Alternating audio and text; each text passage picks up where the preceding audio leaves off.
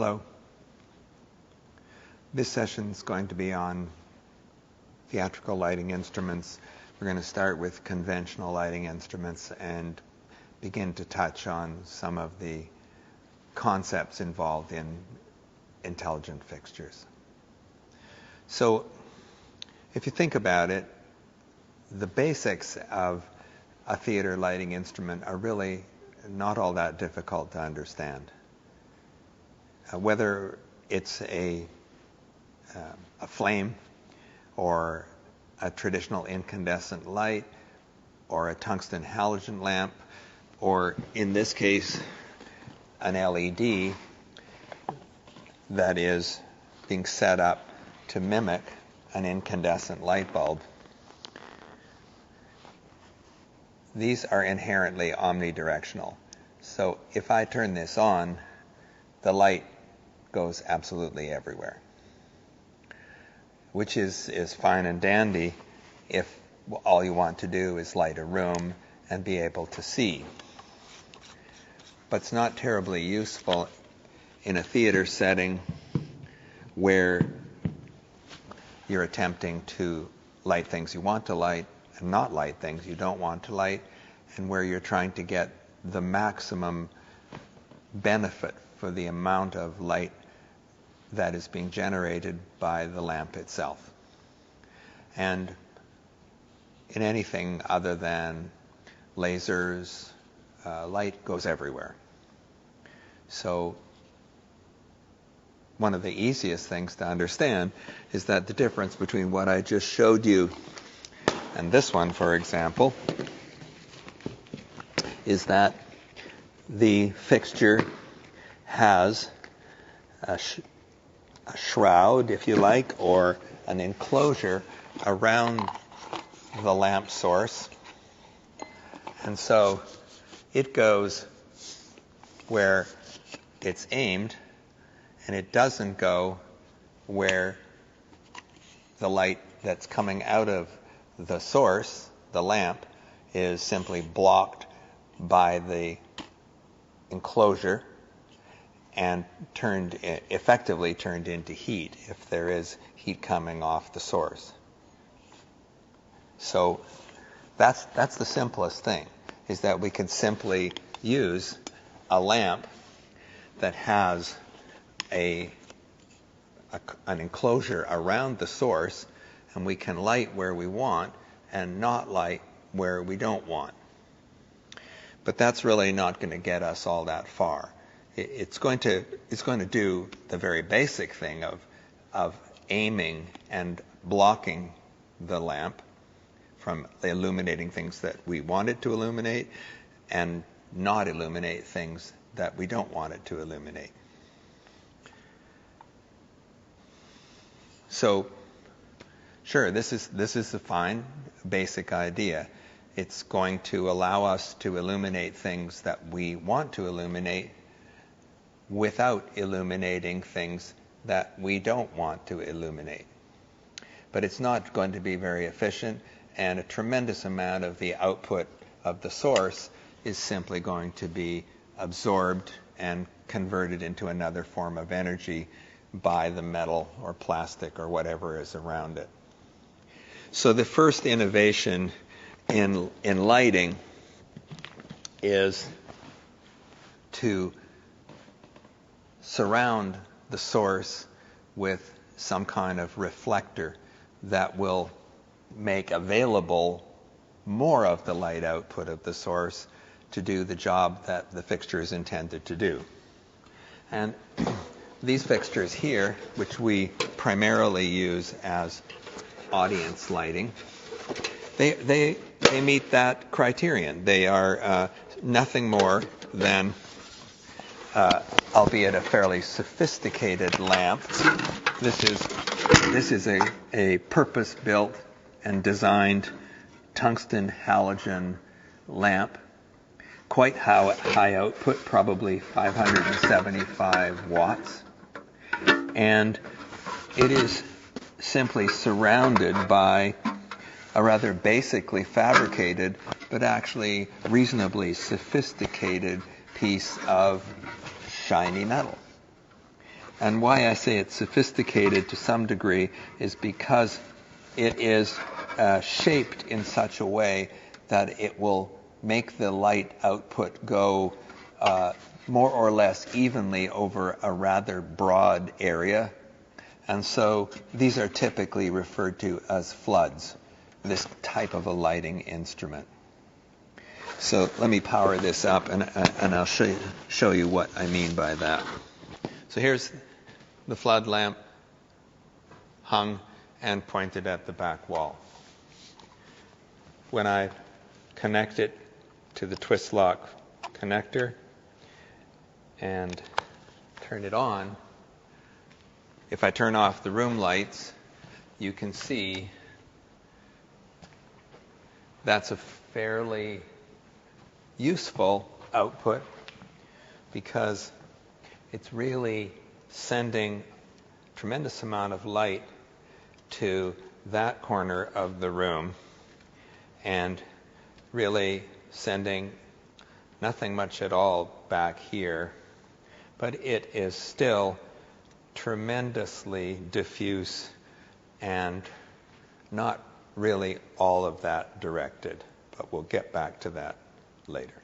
In the history of theater lighting instruments, there have been some quite ingenious instruments that had nothing more than an enclosure, a light source, and a reflector. And I suppose if you think about it, that applies to things like lime lights, which were typically used in the early days of theatrical lighting, where you had, well, in fact, gas lamps, or lime lights are lamps where lime, literally a lime rod, is heated and it incandesces, it glows in the same way as a typical light bulb. And they just had a reflector. But this is a particularly interesting one. This is called a pin spot, and I think if you look at it, and then I show you what it does, which is make a very small, tight beam on the back wall, you'll realize that it's in essence a miniature searchlight, like you would see in a wartime movie or in a theme park or at some kind of outdoor celebration. And that's simply a very clever use of a very particular kind of reflector, which I'll show you later on. These are a kind of a novelty instrument now, but they have the advantage of being quite small. There was a larger, more powerful version of this called the beam projector, and it literally was a searchlight, almost exactly a searchlight, only, more or less this size, like that big around. Nothing but an enclosure, a source of usually a tungsten halogen lamp, and then a particular kind of reflector. Here's a particularly interesting set of instruments that have nothing but a reflector and a lamp. These are psych units. They happen to be quite old. They happen to be originally quite expensive. These are Ianero Italian-made units designed for film and television studios. They come in sets of 3 because that allows you to have red, primary red, green, and blue color coming out of them. And in the world of light, as opposed to the world of paint and pigments, this allows you to mix anything from one of those colors to a pure white, or almost all the colors of the rainbow and a few that actually aren't in the rainbow.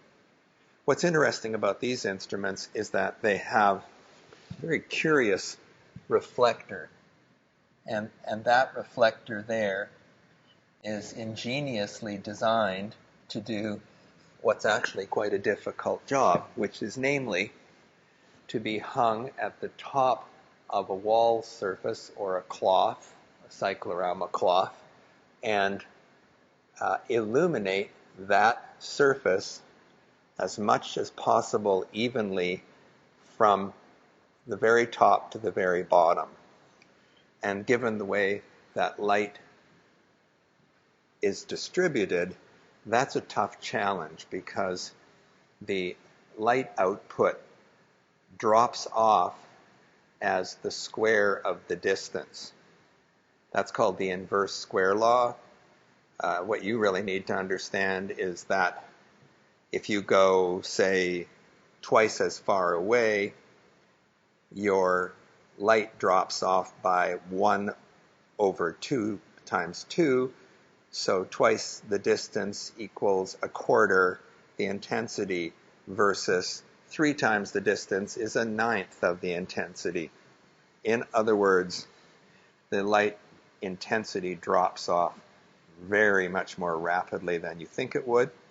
And so what that instrument is doing is gathering the most of the light output of a tubular-shaped lamp, which is visible in there if you look carefully, and if this... So what that means is that this instrument is gathering the most of that tubular-shaped lamp inside of there and sending it all the way to the bottom, and correspondingly the least of it is bouncing to the top, and it's designed in such a way with this very curious kind of shape around the lamp to do a pretty good job of doing that. Nowadays, the job is usually done by long strips of LED lighting instruments, and we'll get to those eventually. These are not them, but these are something quite similar. So this instrument here represents a whole family of instruments, and I'll get around to the name of that in a minute, but this particular instrument is extremely well made, and this company, Strand, developed this family of lighting instruments shortly after World War II. So it's not like things have to wear out. If they're made as well as this one is, they can be useful for an exceptionally long time. But first things first. The actual source is nowadays a tungsten halogen lamp, which is a upgrade of the original lamp.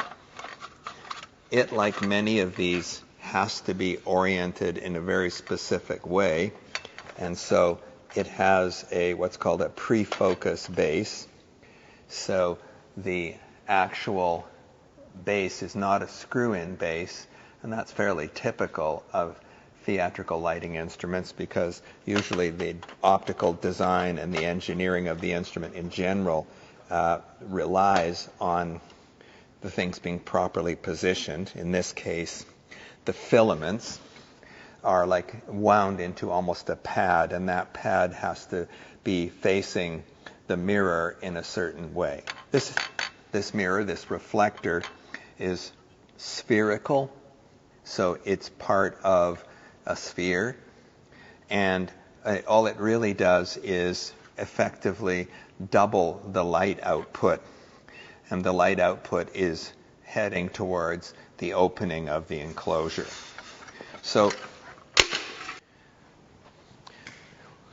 now we're up to 1986. These instruments actually came to us from the World's Fair, 1986. They're an American-made instrument by a company called Century, which combined with that company's Strand, so it's Century Strand. And this allows me to show you that merely by moving a lever on the back, I can bring the mirror and the lamp assembly forward and back. So this allows, if you like, the lamp to see a wider part of the room in exactly the same way as you would see out a window or a door if you came close and far away.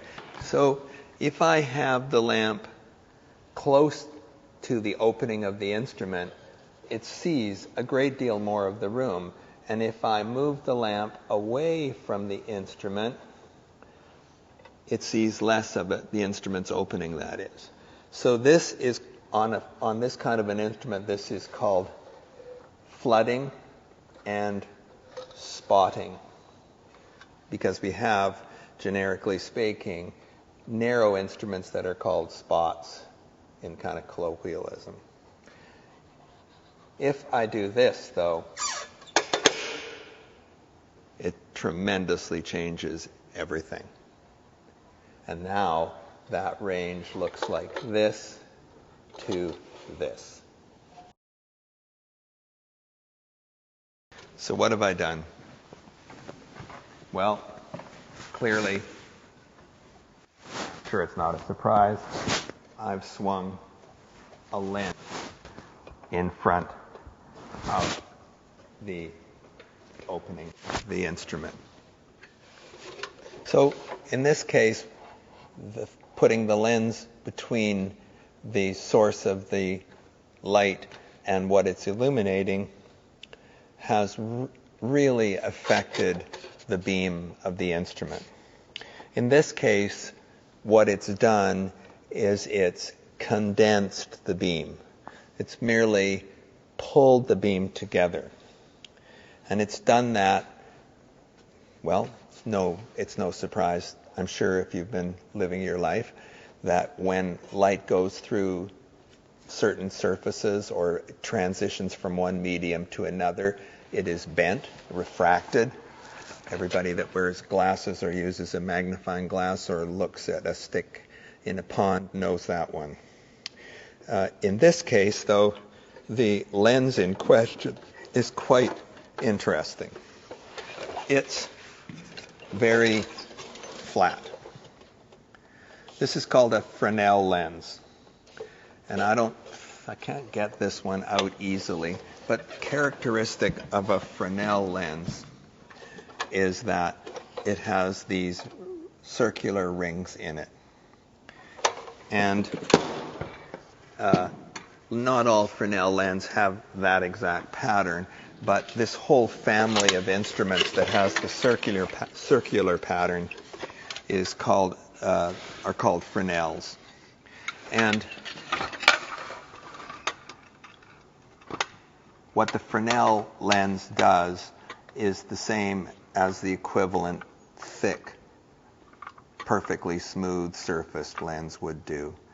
And I'll explain that in a second. So we call these instruments Fresnels. This is one that's really almost a historical artifact at the moment, even though it's still useful and quite lovely. This Strand Century one is still in common use around here.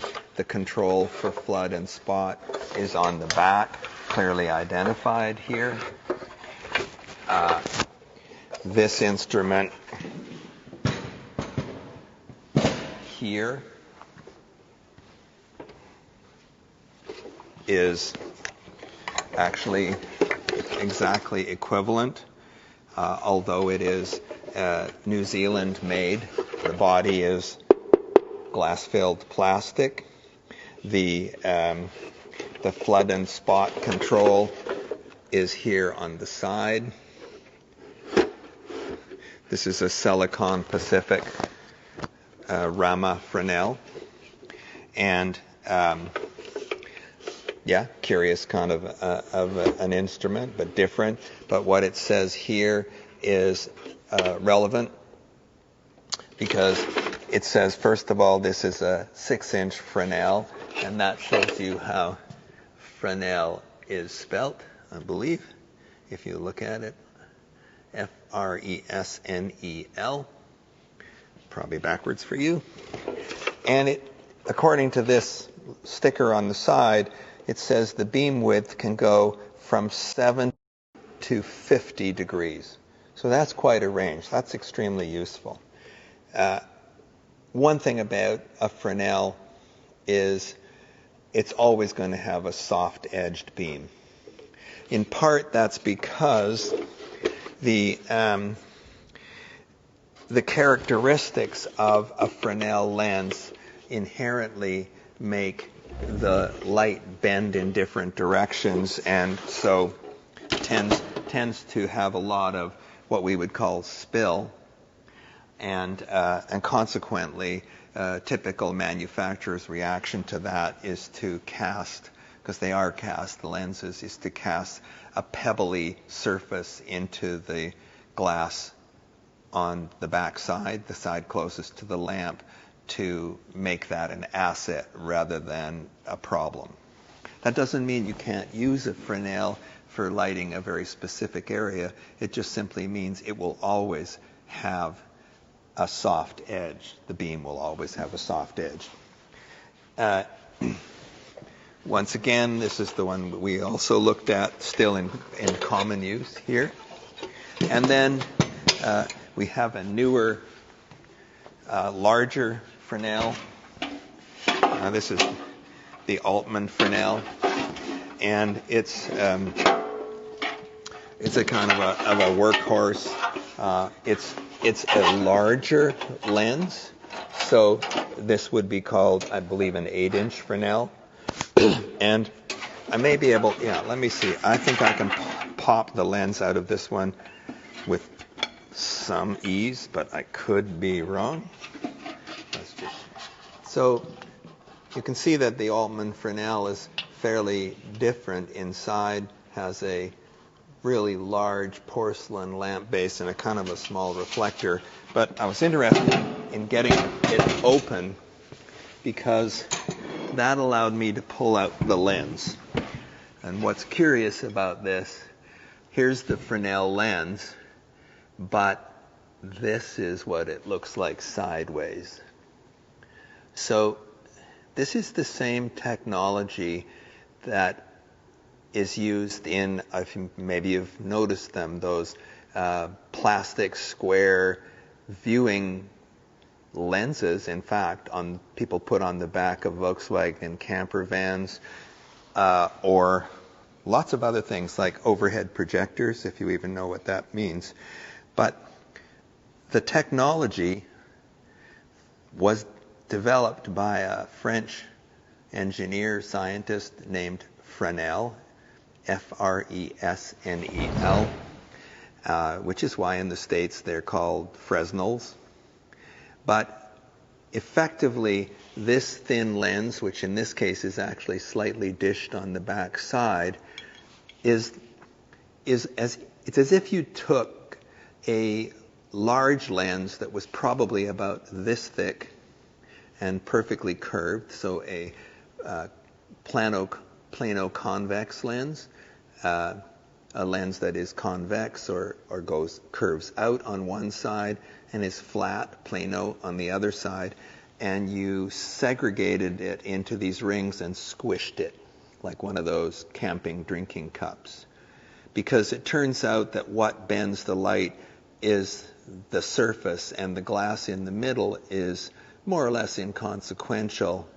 And the problem that Fresnel was dealing with was for lighthouses, where they need incredibly large lenses to bend the light into a very, very narrow beam. And they could make the lens, but they couldn't make the glass perfect enough hundreds of years ago. And so when it was being made or when it heated up, it cracked and broke. And Fresnel realized that you could instead make it up of many, many smaller elements that assembled together in a cast iron frame acted as if they were one really enormous lens. And so this entire family has the theatrical name Fresnels. And they're They're called 4.5-inch Fresnels, 6-inch Fresnels, 8-inch Fresnels, 10-inch Fresnels, and so on.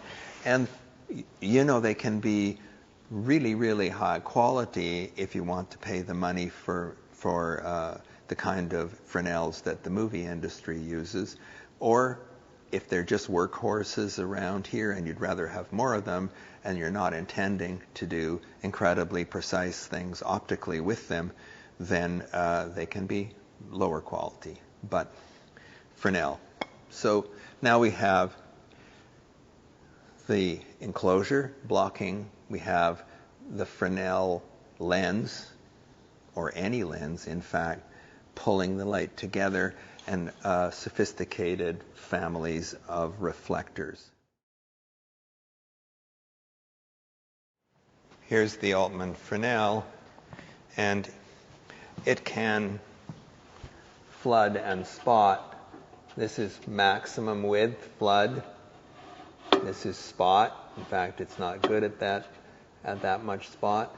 But what about if I got the size more or less correct, but I want to trim it in? With a Fresnel, your only option is one of these assemblies that you literally put in the front of the instrument. And you'll love this. They're called barn doors, because that's basically what they are. They're just framing devices, pieces of sheet metal in a hinged frame, and I literally put them in the same place where I'd put a color filter or anything like that. And then if I can get this instrument to actually lock, I literally put them in the front of the instrument. I literally put them in the front of the instrument like this, and then I just bring them in to block the light. So what that looks like is this. I will set it up again. I'll flood it out to max. And then I will bring in the side barn door like that. And the top and bottom ones. And I can make something of a shape, but mostly what I'm doing is just stopping it from going where I don't want it to go. All right, when we talked about the beam projector and the instruments, the other instruments that had specific reflectors like the pin spot, or for that matter, searchlights, I said I'd be coming back to talk about that again. And now that we've talked about the Fresnel lens, I can talk about this. This might look familiar to some of you. Probably this looks familiar to most of you, because this is very much the same thing as a sealed beam headlamp from a car. So most automobiles and trucks don't have this kind of an arrangement anymore. Ironically enough, they have something a lot more like a theatrical instrument with a tungsten halogen lamp inside of a reflector. But this is a sealed beam headlamp in essence. It is not the same exactly as one that would be for a car, but built into a single casting glass unit is a reflecting surface here, and inside is the light source, the filament, and then this is a kind of Fresnel lens. And so it's not a circular Fresnel lens, but then neither is the lens on a car. So if you think about it, the lens on a car headlamp is trying to take the shape of the light beam and drop it below the window of the car in front and spread it out sideways on the road so you can see. In these sealed beam units, what it's doing is elongating the beam and doing that in a number of steps of width. So we literally have Fresnel lenses that will make narrow, well actually, very narrow, almost no change, narrow, medium, and wide. And in a traditional instrument that uses this, you had a collection of great big things like this. All right. Anybody who's worked in a club or gone to a not very well equipped club would recognize this. This is called a parcan. The reason it's called a parcan is because this shape here, this three-dimensional shape on the back of this sealed beam unit, and for that matter in the searchlights, is a parabolic shape, meaning a three-dimensional version of a parabola in the same way as a sphere is the three-dimensional version of a circle. So for our purposes, what's really useful about this is that if you know the geometry of a parabola or a paraboloid, then you know that if you put the light source at the focal point of this reflective surface, it sends out a parallel beam. Now that shape actually appears on things like satellite antennas or those crazy long-distance microphones that they use at the side of football fields to hear what people are saying. Because if you send radiation from a long way away, like a satellite, it's effectively parallel, and it does the reverse. It focuses at a pickup point. So it gives you a tremendous range of being able to pick up a signal and concentrate it. In this case, you put the light source at that point, and it sends out more or less parallel beam of light. All right. So a parcan is literally one of these darn things in a can. And that's literally what it was called, or what it is called still, parcan. And these ones are old and effectively frozen, but there it is. There's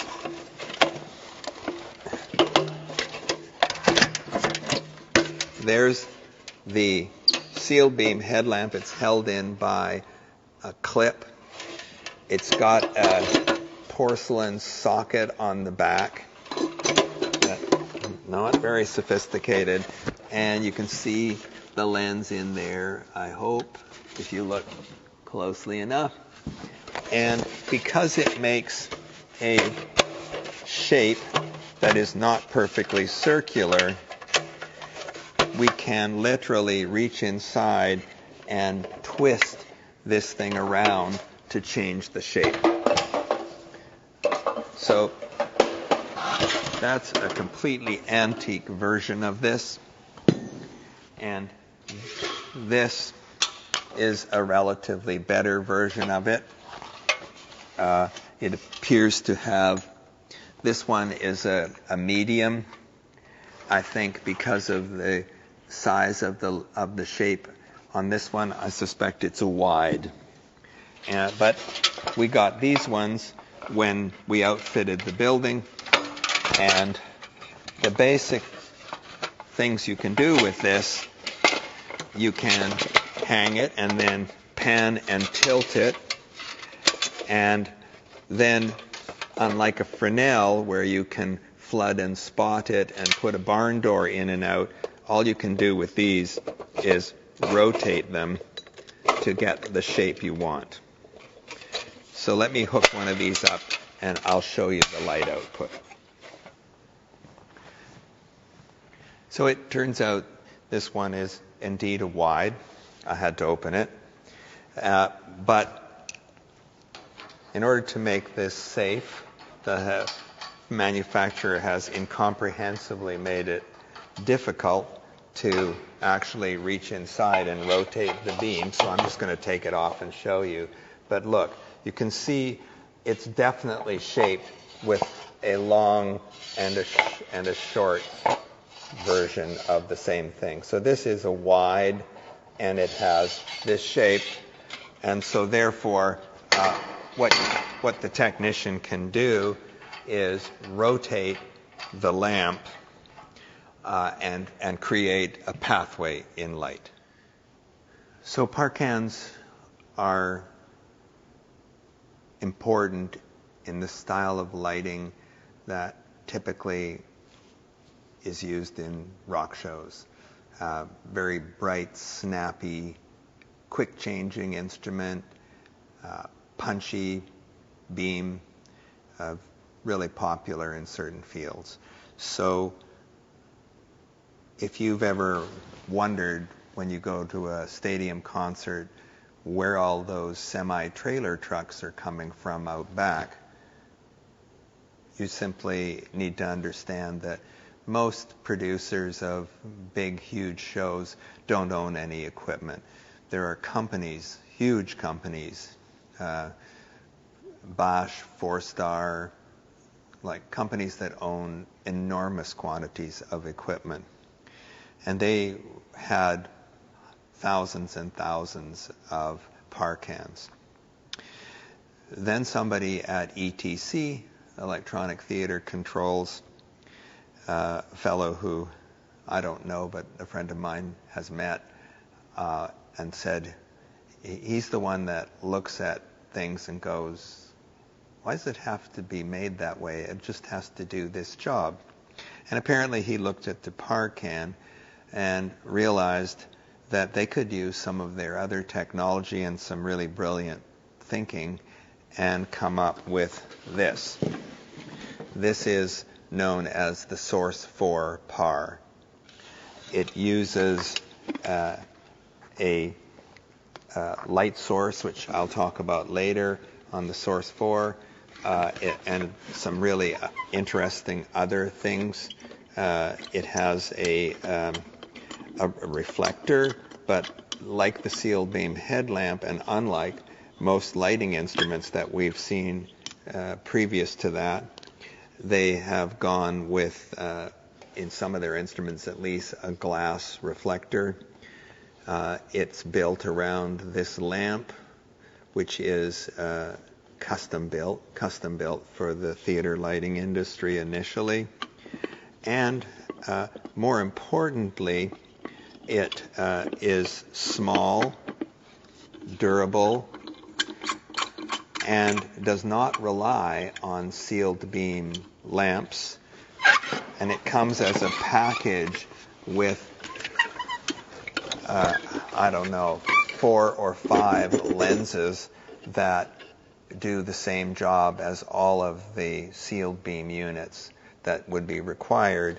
And they come in very similar ratings, from clear and a frosted one that are hardly distorting the parallel beam at all, and then narrow or very narrow, narrow, medium, and wide. And they're separate. They're, curiously enough, and this tells you something about optics, that doesn't have to be facing out. In this case, it's facing in. They pop in and out, but it takes a bit of skill, and you have to take the lamp back off again and push something through from the other side. From our point of view, we really need to just understand that these are very commonly in use on shows around here. And the one thing you wouldn't be obvious, pan and tilt, pretty obvious. Here's the handle on the yoke, the same setup on the C-clamp. But there's no way to rotate a lamp, but that's what this set of rings is for here. There are all the way around the front. there are little grooves, and there's openings, and there's a ring that holds the lens, and you can rotate that with your thumbs, and you can do that because this instrument stays quite a bit cooler than the monster lamp unit, and that's how you change the shape of the beam, or at least the orientation of the shape of the beam. So these Source 4 PARs are now extremely common. Source 4 also makes an instrument that is like this, but has got a different kind of lens, and it's called a Parnell. And we don't have any of those. I think I'll give out a reading that includes those, but they've never been common at all around here. Some theaters do use them, but I don't think I've ever actually, more than once, actually seen one physically. They're not that common. But that's the family, and far and away the Source 4 PAR is everybody's first choice. Now we get to take a step back in time, nearly 100 years, to the 1930s. And that's the development of this instrument, which is, I gather from some recent research, Googling this, actually a development that involved Stanley McCandless, the inventor or developer at least of the lighting system that I talked about back a few sessions ago, where you have left and right side light at a particular angle, etc., etc. He was at Yale University. And a number of people, it turns out, involved with both the Kliegel company and the Century company, which then became Century Strand. Be that as it may, and in spite of the fact that people call them Licos, and the brand on this one is Lico Light, which is the two owners of this company, the American side of this company's name, or Kliegelites, all those things, the proper name of this instrument, and the description, the brief description of why it is so incredibly important and different, is ellipsoidal reflector spotlight. And if you look at, this is a Century one, I've pulled this out, also Expo 86 vintage, still has the Expo 86 ID on some of them.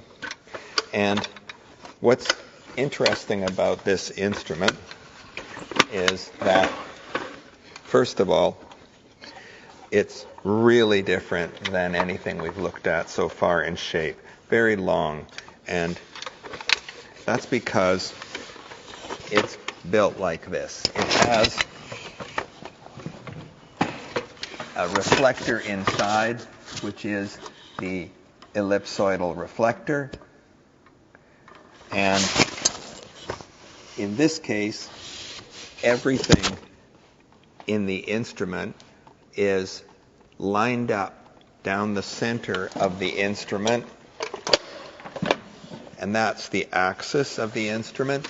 And so this is an axial Lico. The lamp is on the back of that. The reflectors around that axis. This plane here in the instrument, which I'll get to in a minute, is around that axis. And of course, the lens in front is around that axis. So this is an axial Lico. Now, the critical thing about this instrument, from our point of view, is that it is in effect a projector. It's a projector in the same way that a slide projector is, or a movie projector, or even realistically in many versions, a video projector. And what it's projecting is an image of this plane in the instrument. The the crucial thing about the ellipsoidal reflector is that it actually takes the light source, which is here back on this plane of the instrument, and sends it to another point of focus, another focal point, which is on this plane of the instrument. And that's critical because the spherical reflector, in fact, sends the light back to where the lamp is, which is, if you agree, not terribly useful. Because an ellipsoidal, or technically ERS, ellipsoidal reflector spotlight, aka LICO, you'll hear all these terms. But because this is in effect a projector, it really changes the whole lighting game. Let me demonstrate what I mean by that. This is the source 4 ellipsoidal. It's made by Electronic Theater Controls, ETC. Source 4 is the model number, if you like. And it's one of the most successful lighting instruments ever. There are thousands of these in use. And the reason for that is because they are very carefully designed. They're very well made. The company has listened to people who have to use their equipment, and they hold up extraordinarily well. Some significant things I can tell you about this are that the instruments that we use have very powerful lamps in them, typically 575 to 750, 1,000 watts. Source 4 originally came out with a 575 watt lamp, which is strange. That's a strange number to have picked, 575 watts. But if you do the math and you think about the nominal voltage as 115, you'll find some very interesting relationships between 575 and a 15 amp circuit. Be that as it may, they reasonably soon after came out with a 750 watt version, and it's really very comparable to a previous 1,000 watt version. The instrument is built around a type of tungsten halogen lamp which is really designed for this industry. It has a built-on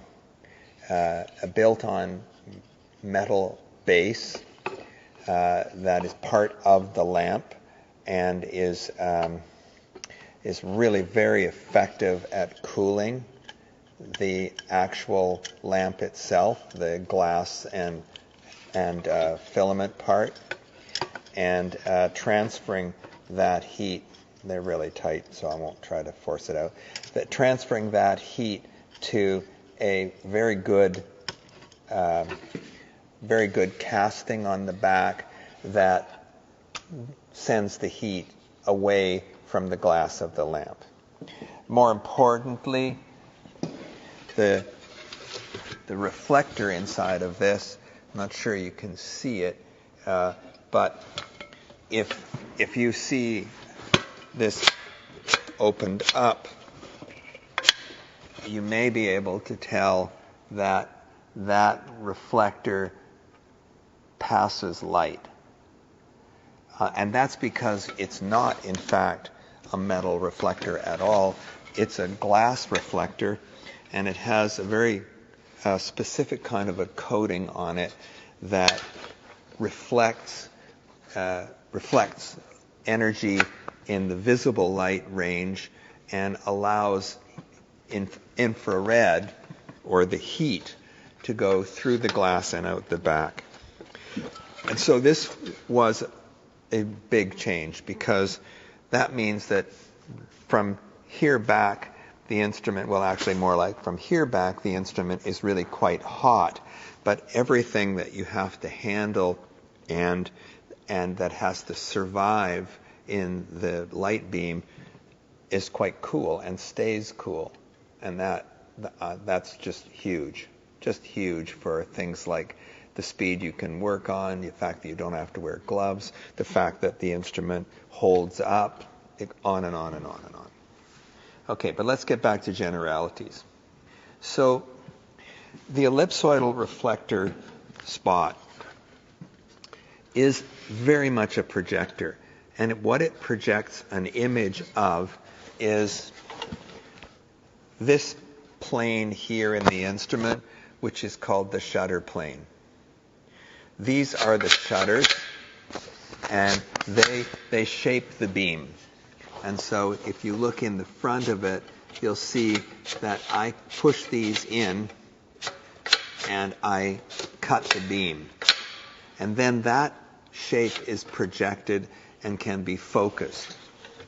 So that's really different than putting barn doors in front of a Fresnel, for example. And I'll show you what that looks like. So the ellipsoidal is projecting an image of the shutter plane. And I can focus that image. Look. I can throw it out of focus. I can sharpen it. I can throw it out of focus, getting bigger. I can do all kinds of interesting things. But look, here's the right side shutter being pushed in. Here's the top shutter being pushed in. So this is a projector. It's operating exactly the same way as a slide projector or a movie projector using traditional film, meaning it's flipping the image. And that has to do with the way the lenses are set up. They're not merely condensing the beam. They're actually allowing you to project an image of something behind it. And that I don't think I need to go into that in detail, but you do need to know as a technician that if you are moving one side of the beam, the opposite side of what you see is what's going to be affected. The other intriguing thing is you don't have to project an image of the shutter plane. You can project an image of, let me see if I can get it in here, of, say,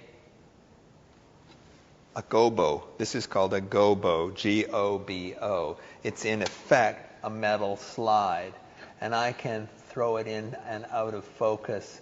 This happens to be a cloud image, but these are metal, and they go in a holder, and the cooler they are, the longer they will last. Here's a more imagistic one. Let's see what this one looks like, and you'll get some better sense of this. I haven't taken a really close look to see which way this should be up. Oh, well, there you go. So I can cast a really hard-edged version of that, or with some work, I may choose to actually have it be deliberately out of focus as a designer. Lots of different things. We have 2 books full of these things, and that's just what we have. There are hundreds of manufactured gobos, and in fact, it's relatively straightforward to make your own, and they come in all kinds of different materials and do different things. The other interesting and useful thing about ellipsoidals is they come or they can be modified to have different widths of beam, different beam spread. The original American LECO here, it's curious. It's not identified according to the degree of beam spread. This, for example, is a 6x9. And that refers to the fact that it has a 6-inch lens and that the crossover point in the beam is 9 inches ahead of the face of the surface of the lens. So we had, and we still have some 6x9s, 6x12s, common to have 6x16, 6x24.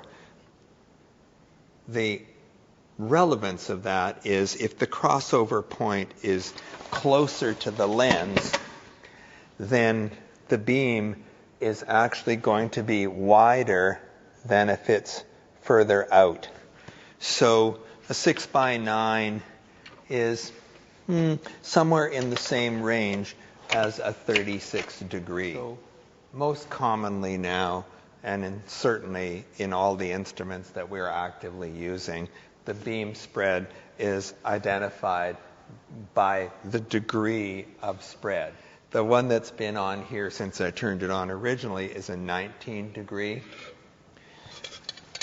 And we also have a 26 degree, very common around here. There's a 26. These would be typically used in front specials or overhead specials. You might, on the other hand, move up even for that job to a 36 degree. Try to bring that into focus. There's a 36 degree. And let me tilt it down so it's filling that space. We're now getting into the beam widths that are not that uncommon for side lighting. That's very definitely the case that a 50 degree would be pretty common in side lighting. And just because of the blend you get from the side of the stage and closer, and then there's even a 70 degree,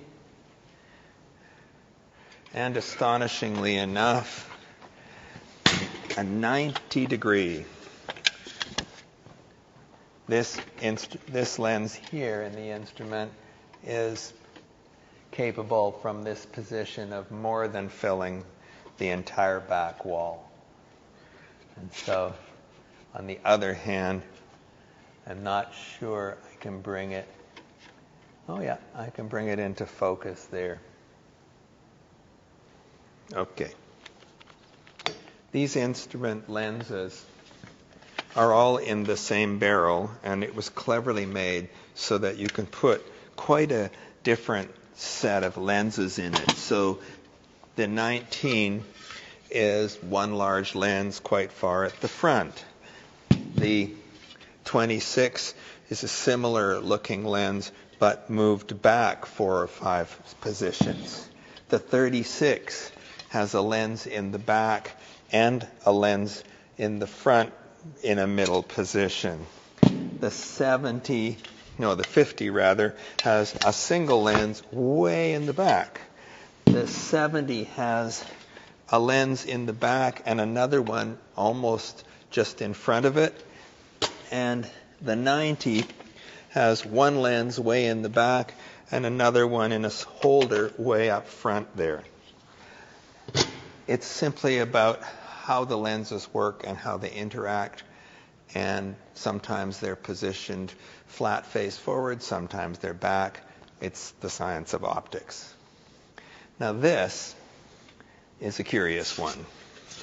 This monstrosity here is pretty counterintuitive. I can tell you one thing, and that is it doesn't weigh much. It's metal in this case, but the front lens, which is gigantic, is plastic. So this lens is actually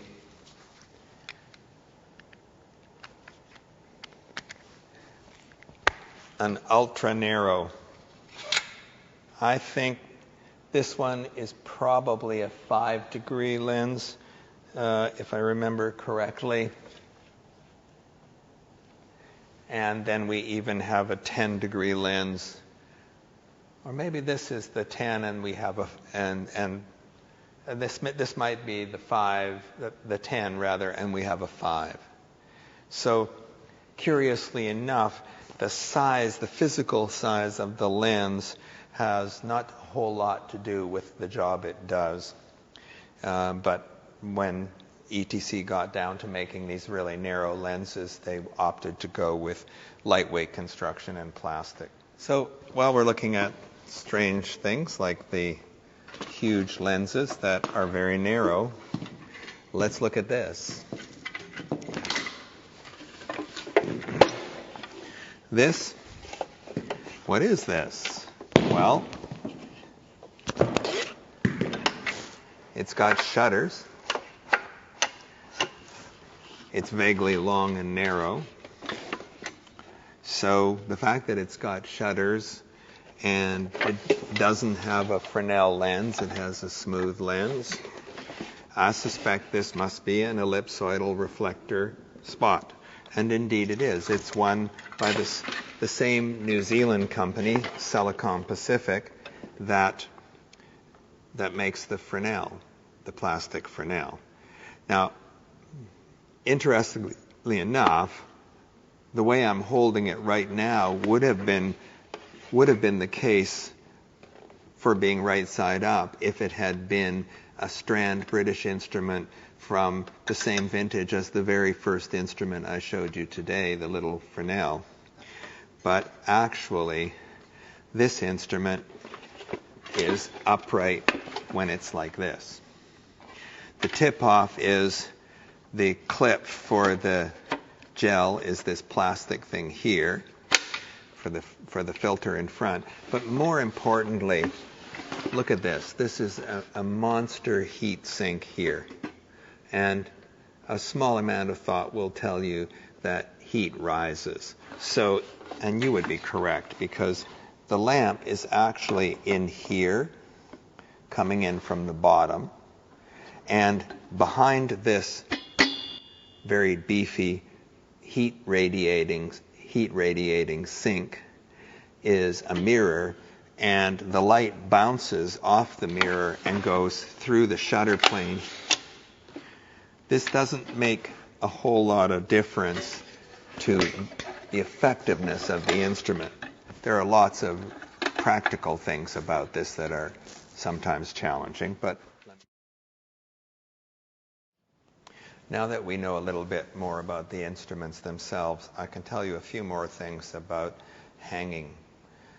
First of all, when you hang any instrument, you try to roughly aim it according to your best understanding from the lighting plot of where it's going to go. If it's a Fresnel, then competent technicians routinely put it on the narrowest setting on spot. And that's because the procedure for focusing a Fresnel typically starts with putting the narrow beam in the center of where the designer wants the area to be covered, and then flooding it out to the appropriate size. If it's an ellipsoidal, you do everything the same, and you make sure that you've pulled the shutters out. And that way, if somebody inadvertently turns it on, the instrument is in its correct operating situation. It's not going to cook itself inside because it's all shut down and the light is pounding away into those, the light and the heat, in fact, is pounding away into those shutters. Also, a good technician will just make sure that it can be tilted, that it can be panned, and deal with things like over-wrenched connectors or over-wrenched bolts while they're comfortable and there's no pressure and the lights are on in the room. last thing you want to do is face up to those issues later on. Okay, so this is the Celicom Pacific. It looks really different as an instrument, but in fact, it's fairly similar. The light output is fairly similar, and it has the ability to loosen the lens and move it, and the lens is actually inside the barrel, and I can sharpen it up and so on. This one, unfortunately, happens to be way out of tune, which explains the hot spot in the middle, and since that's a complex thing to deal with, I'm going to ignore that right now. But there it is. So this looks weirdly different, but it's an ellipsoidal reflector spot. And although you're likely to become comfortable with the ones that you work with, it's important to understand these instruments functionally in a generic fashion, so when you come alongside of one that you've never seen before, you still have a good grasp of what's going on. And that certainly applies to these two source 4s. Here's one, and here's another. And let me give you a good look at them.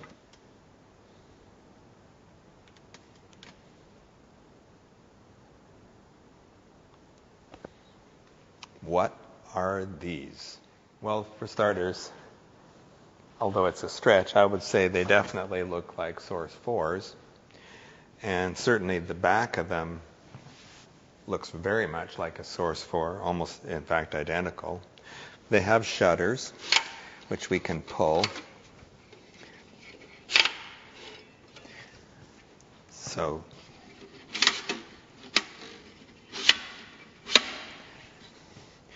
and what's really strange is the front, and in particular, this strange-looking knob here.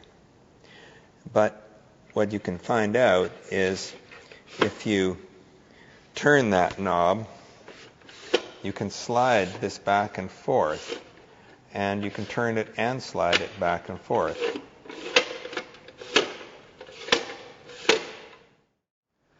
So when I plug this in, I think all will be revealed. There's the beam on this one, and if I move this handle, well, it does get softer, but if I slide it, not only does it get softer, but it gets smaller and larger and in and out of focus. So if this was a camera of some kind, I would know what this is. And it is. This is a zoom. This is an instrument that allows you to go in a beam range and harden and soften it along that range. This one here is a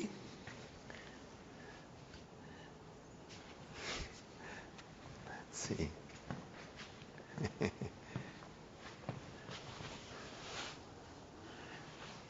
This one here is a 25 degree to 50 degree, and this one here is a 15 to 30 degree. Seems a bit counterintuitive, but remember, you need more powerful lens setup to have a narrower beam. So let me set this one up and switch them and show you. So you've got the 25-50 running now, and I'm going to plug in the other one, the larger one, and get it roughly positioned. And so here's its range here. Let me pull this out. So it doesn't go anywhere near as large. But it will go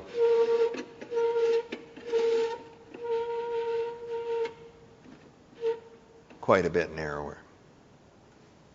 These are the zooms. So you might be asking yourself, if we can get a zoom, why wouldn't we just have all zooms? That's a complicated answer. Sometimes, although it's less so the case now, but certainly in the past, a zoom was a compromise instrument. We had zooms in the 1970s. They were by no means as optically perfect as these ones are. And so, in effect, they did a crappy job at either end of the range and a sort of okay job in the middle. These ones are much better than that. However, any kind of a multi-purpose camera or instrument or anything like that is always a compromise. And if you are into photography or film, you know that prime lenses, like lenses that are perfectly optimized for a given use or a given size of image, are usually better, sharper. Becoming less the case, I know. Everybody's little iPhone X is amazing. But the other thing is they're comparatively expensive, and you can get several ordinary ellipsoidals for the price of one of these. So they tend to be put in places where it's very advantageous to be able to rapidly change the beam. You've got some front lights in a theater that's got lots of different things happening, and somebody can just pop up to the instrument and change its size and its focal length, hard and soft and things like that, really quickly without hanging a different instrument. And sometimes they get put in other places where you're just not sure how big an alley you need or something like that, and you can put an instrument up there and know that you can cover it without having to change lenses. So I think we'll stop there. That's the not every single conventional instrument we've got, but surely a pretty good taste of it. And in the next session, I'll go to some degree into intelligent fixtures and how they're dealt with.